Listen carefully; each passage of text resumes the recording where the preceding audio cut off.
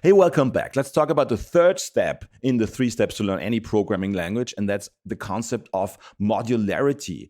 That's one of these big words, but I want to translate it into real world English. Let's talk about the Lego principle, and it's the idea that we can break down functionality in our programs into different bits and pieces, into reusable modules that we can just stick together and reassemble them to create something new, just like Legos. If you think back, maybe you've got children, or you think back to your childhood. With Legos, you've got many different bits and pieces, different blocks, like, I don't know, a door block, and you can use that door block wherever you want. You can build a house with it, or a castle, or maybe even an airplane. But the important thing is that you can reuse it. You don't have to sort of invent or create your own door. And it's the same with programming. In modern programming languages and operating systems, we've got lots of existing modules, lots of existing blocks that we can use and reuse and sort of assemble together. We can stick them together to create something new. And we can even invent our own building blocks.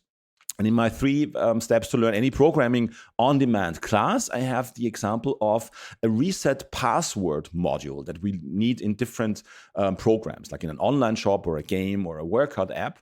The idea is that we sort of reuse functionality that we've written, that we've coded before, and we don't have to write them again and again and again. We don't really want to repeat ourselves, okay? So we can use that reset password block in different locations, in different applications, in different software projects, without reinventing the wheel, without repeating ourselves. And that's this 3rd step to learn any programming language, the idea to create building blocks and to reuse existing building blocks and to assemble your program basically out of existing and new building blocks that you create, but you don't really write everything from scratch again and again and again, because as programmers, we are pretty lazy, and there's a different reason there, of course, as well, because if I use an existing building block, I know that this building block has been tested, it's working, hopefully it doesn't really have any bugs.